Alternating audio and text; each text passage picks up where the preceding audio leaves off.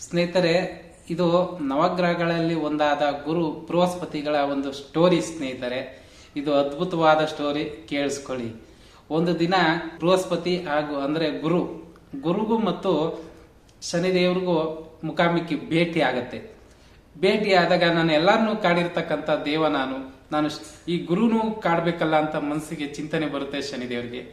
ಆಗ ಗುರುಗಳು ಆಹಾ ನಾನೇ ಎಲ್ಲ ಅನ್ನೋ ಮೇಧಾವಿ ಅನ್ನೋ ರೂಪದಲ್ಲಿ ಅವರು ತೋರ್ಸ್ಕೊತಾ ಇರ್ತಾರೆ. ಆ ಮೇಧಾವಿ ಅಂತ ತೋರ್ಸ್ಕೊಳ್ತಾ ಇರೋದೇ ಈ ಶನೇಶ್ವರಂಗೆ ತಲೆನೋವಾಗಿದ್ದು. ಯಾಕೆಂದ್ರೆ ಅಹಂ ಅಂತ ಎಲ್ಲಿ ಕಾಣ್ತದೋ ಅಲ್ಲಿ ಶನೇಶ್ವರ ಇದ್ದೇ ಇರ್ತಾರೆ. ಆಗ ಗುರುಗಳಿಗೆ ಕೇಳ್ಕೊತಾರೆ, ಗುರುಗಳೇ ನಾನು ಒಂದು ದಿನ ನಿಮ್ ರಾಶಿಗೆ ಬರಬೇಕು ಅಂತ ಕೇಳ್ಕೊತಾರೆ. ಅಯ್ಯೋ ಶನಿರಾಜ, ನಿನ್ಗೆ ಯಾಕಪ್ಪ ಈ ಬುದ್ಧಿ ಬಂತು, ನಾನೇನಪ್ಪ ಮಾಡಿದ್ದೆ, ನನ್ಗೆ ಹೋಗಕ್ ಬಿಡು ಅಂತ ಮುಂದಕ್ಕೆ ಹೊಂಟೋಗ್ತಾರೆ. ಮರುದಿನ ಮತ್ತೆ ಭೇಟಿ ಆಗತ್ತೆ ಸ್ನೇಹಿತರೆ. ಆವಾಗ ನಾನು ಇವತ್ತು ಸೂರ್ಯಾಸ್ತದವರೆಗೂ ನಿಮ್ಮ ರಾಶಿಲಿ ಇರಬೇಕು, ಕೊನೆ ಅಂದ್ರೆ 3 ಗಳಿಗೆ ಆದ್ರೂ ನಾನು ಇವತ್ತು ಇರಬೇಕು ಅಂತ ಕೇಳ್ಕೊತಾರೆ. ಇವತ್ತೊಂದು ದಿನ ತಾನೇ, ಸೂರ್ಯಾಸ್ತಮ ನಂತರ ನೀನು ಕಾಡಬಾರ್ದು ಅಂತ ಕೇಳ್ಕೊತಾರೆ. ಹೌದು ಅಂದ್ಬಿಟ್ಟು ಆಗಿಂದಾಗ್ಲೇ ಸ್ವಾಮಿ ಸಾಡೆ ಸಾತಿ ಪ್ರವೇಶ ಬೀರಿರ್ತಾರೆ. ಗುರು ಗೊತ್ತಿರಲ್ಲ. ಈ ಶನಿ ನನ್ನನ್ನ ಕಾಡ್ತಾನೆ ಇಲ್ಲೇ ಇದ್ರೆ ಅನ್ಬಿಟ್ಟು ಭೂಲೋಕದಲ್ಲಿ ಬಂದು ಆ ವಾತಾವರಣದಲ್ಲಿ ತಿರುಗಾಡ್ತಾ ಇರ್ತಾರೆ, ಒಬ್ಬ ಬ್ರಾಹ್ಮಣ ವೇಷದಲ್ಲಿ ಸ್ನೇಹಿತರೆ. ಆಗ ಓಡಾಡ್ತಕ್ಕಂಥ ಸ್ಥಳದಲ್ಲಿ ಒಂದು ಪಾರ್ಕಲ್ಲಿ ಹೋಗಿ ಕೂತಿರ್ತಾರೆ. ಸೂರ್ಯಾಸ್ತದ ಸಮಯದೊಳಗೆ ನಾನು ಇಲ್ಲೇ ಎಲ್ಲ ಕಳೆದು ಬಿಡ್ಬೇಕು, ಇಲ್ಲ ಶನಿದೇವ್ರು ಬಂದ್ರೆ ನನ್ನ ಕಾಡ್ತಾನೆ, ಕಷ್ಟ ಕೊಡ್ತಾನೆ ಅನ್ಬಿಟ್ಟು ಅಲ್ಲೇ ತಿರ್ಗಾಡ್ತಾ ಇರ್ತಾರೆ. ಅಲ್ಲೇ ಕೆಳಗಡೆ ಕೂತಿದಾಗ 2 ಕಲ್ಲಂಗಡಿ ಸಿಗ್ತವೆ ಸ್ನೇಹಿತರೆ. ಕಲ್ಲಂಗಡಿ ಅನ್ಕೋಬಹುದು, ಕುಂಬಳಕಾಯಿ ಅನ್ಕೋಬಹುದು, ಯಾವ್ದಾದ್ರು ಸರಿ. ಕಲ್ಲಂಗಡಿ ಅಂತ ಅನ್ಕೊಳ್ಳೋಣ. ಆ 2 ಕಲ್ಲಂಗಡಿ ಚೆನ್ನಾಗಿದೆಯಲ್ಲ ಅಂತ ಅವ್ನ ಜೋಳಿಗೆ ಹಾಕೊಂಡು ಹೋಗ್ತಾ ಇರ್ತಾನೆ ಸ್ನೇಹಿತರೆ. ಅವಾಗ ಅದೇ ಸಮಯಕ್ಕೆ ಅದೇ ರಾಜ್ಯದಲ್ಲಿ ರಾಜರ ಮಕ್ಕಳು ಅವರು ಕಾಡಿಗೆ ಹೋಗಿರ್ತಾರೆ ಸ್ನೇಹಿತರೆ, ಬೇಟೆಗೆ. ಅವ್ರದೊಂದು ಹವ್ಯಾಸ ಆಗಿರುತ್ತಲ್ವಾ, ಅದೇ ಸಮಯ ಆಗಿರ್ತದೆ ಈಗ. ಆಗ ಕಾಣಿಸ್ತಾ ಇರಲ್ಲ. ಆ ಟೈಮಲ್ಲಿ ಗುರುಗಳ ಆ 2 ಕಲ್ಲಂಗಡಿ ಹಣ್ಣುಗಳು ಆ ಶನೇಶ್ವರ ಪ್ರಭಾವಕ್ಕೆ ಅದು ರಕ್ತ ಸೋರಕ್ ಶುರು ಆಗುತ್ತೆ ಸ್ನೇಹಿತರೆ. ಕೆಂಪಿಗೆ ಬ್ಯಾಗ್ ಎಲ್ಲ ಕೆಂಪಾಗಿ ತೊಡ್ತಾ ಇರುತ್ತೆ. ಸೈನಿಕರು ಬರ್ತಾರೆ, ಏನಿದು ಬ್ಯಾಗ್ ಇದು, ಆ ಗುರುಗಳ ಎತ್ಕೊಂಡು ಹೋಗ್ತಿದಾರಲ್ಲ ಅಂದ್ಬಿಟ್ಟು ಫಾಲೋ ಮಾಡ್ತಾರೆ. ಅದೇ ಸಮಯಕ್ಕೆ ರಾಜನ ಮಕ್ಕಳು ಕಾಣಿಸ್ತಿಲ್ಲ, ಅವ್ರದ್ದು ಶಿರಚ್ಛೇದನ ಆಗಿದೆ ಅನ್ನೋ ತರ ಒಂದು ನ್ಯೂಸ್ ಬರುತ್ತೆ. ಆ ನ್ಯೂಸ್ ಒಬ್ಬ ಸೈನಿಕ ಹೊತ್ಕೊ ಬರ್ತಾನೆ. ಈ ಸೈನಿಕರು ಇದೇ ಇರ್ಬೇಕೇನೋ ಅಂದ್ಬಿಟ್ಟು ಫಾಲೋ ಮಾಡಿ ಬ್ಯಾಗ್ ಚೆಕ್ ಮಾಡ್ತಾರೆ. ಅಯ್ಯೋ ನನ್ನ ಬ್ಯಾಗಲ್ಲಿ ಕಲ್ಲಂಗಡಿ ಇರೋದನ್ನ ನೋಡ್ಬಿಟ್ರೆ ನನ್ನ ಎತ್ತಕೊಂಡು ಹೋಗ್ಬಿಡ್ತಾರೆ ಅಂತ ಗುರುಗಳಿಗೆ ಭಯ ಆಗತ್ತೆ. ಆದ್ರೆ ಕಲ್ಲಂಗಡಿ ಹಣ್ಣು ಆಗಿರೋದಿಲ್ಲ, ಅದು ರಾಜರ ಮಕ್ಕಳ ತಲೆ ಆಗಿರುತ್ತೆ ಸ್ನೇಹಿತರೆ. ಇದೇ ಶನೇಶ್ವರನ ಮಾಯೆ. ಅಲ್ಲಿ ಪ್ರಾರಂಭ ಮಾಡಿದರೆ ಅವ್ರು ಸಾಡೆ ಸಾತಿನ, ಆದ್ರಿಂದ ಅದು ತಲೆ ಆಗಿರುತ್ತೆ. ಓ ರಾಜರ ಮಕ್ಕಳು ತಲೆ ಆಗಿದೆಯಲ್ಲ ಅಂದ್ಬಿಟ್ಟು ಈ ಗುರುನ ಕರ್ಕೊಂಡು ಆ ರಾಜನ ಹತ್ರ ಹೋಗ್ತಾರೆ ಸ್ನೇಹಿತರೆ. ರಾಜನ್ಗೆ ತುಂಬಾ ದುಃಖ ಆಗಿರುತ್ತೆ.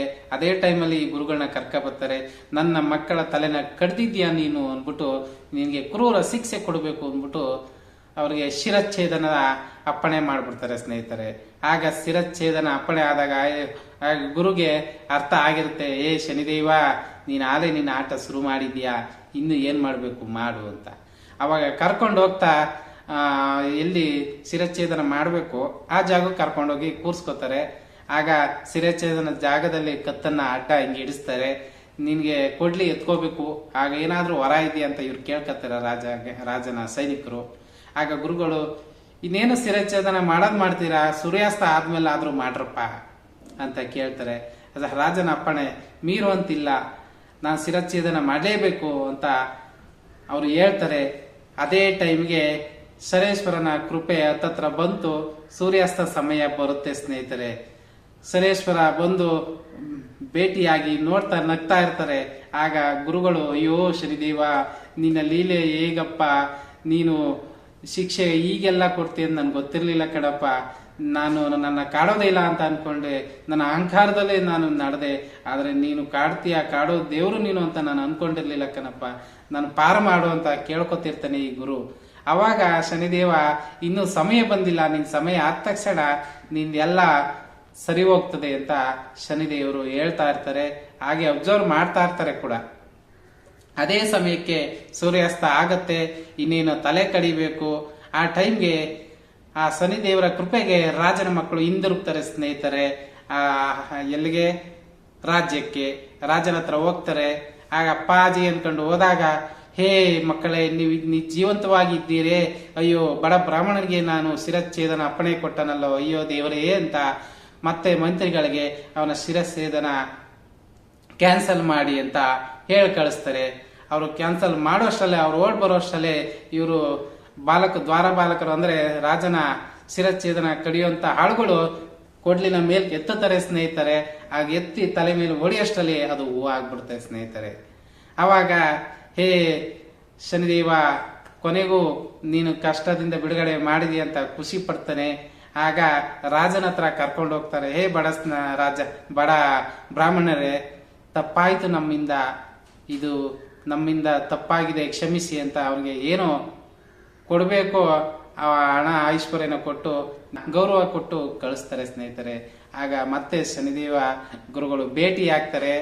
ಭೇಟಿಯಾದಾಗ, ಶನಿದೇವ, ನಿನ್ನ ಲೀಲೆ ಒಂದಲ್ಲ ಎರಡಲ್ಲ, 2 ಹಣ್ಣುಗಳನ್ನೇ ತಲೆ ಮಾಡಿ ಕೊನೆಗೆ ನನ್ನನ್ನು ಕುತ್ತಿಗೆಗಳಿಗೂ ಕೊಡ್ಲಿ ತಂದು ಕೊನೆಗೂ ನನ್ನನ್ನು ಸೂರ್ಯಾಸ್ತದ ನಂತರ ಬಚಾವ್ ಮಾಡಿದೆ. ನಿನ್ನಿಂದ ಈ ಜಗತ್ತಲ್ಲಿ ಯಾರು ತಪ್ಪಿಸ್ಕೊಳಕ್ ಆಗುದಿಲ್ಲ, ನಿನ್ನ ಇಚ್ಛೆ ಇಲ್ಲದೆ ಏನೂ ನಡೆಯೋದಿಲ್ಲ.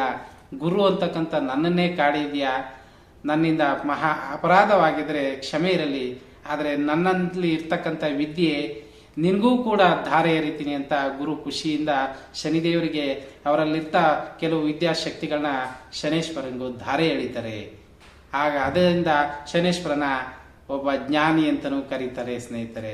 ಹೀಗೆ ಗುರು ಮತ್ತು ಶನೇಶ್ವರರ ಒಂದು ಭೇಟಿಯಿಂದ ತನ್ನ ಗುರುವಿನ ಅಹಂಕಾರದ ವಧೆ ಮುಕ್ತಾಯ ಆಯ್ತದೆ ಸ್ನೇಹಿತರೆ.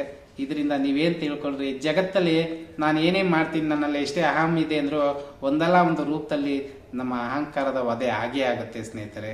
ಅದರಿಂದ ನಾವು ಪಶ್ಚಾತ್ತಾಪದಿಂದ ನಾವು ತ್ಯಾಗದ, ದಾನದ, ಧರ್ಮದ ದಾರಿನ ಹಿಡಿತೀವಿ ಸ್ನೇಹಿತರೆ. ಇದನ್ನ ನೀವು ತಿಳ್ಕೊಂಡ್ರೆ ನಿಮ್ಮ ಲೈಫ್ಗೆ ತುಂಬಾ ಒಳ್ಳೇದು. ಈ ಕತೆ ಕೇಳಿದಿರಲ್ಲ ಸ್ನೇಹಿತರೆ. ಇಂಥ ಕತೆಗಳು ಮಗದೊಮ್ಮೆ ಮತ್ತೊಮ್ಮೆ ಬೇಕು ಅಂದ್ರೆ ನೀವು ಕಮೆಂಟ್ ಮಾಡಿ, ಹಾಗೆ ಬೆಂಬಲಿಸ್ತಾರೆ ಸ್ನೇಹಿತರೆ. Thank you.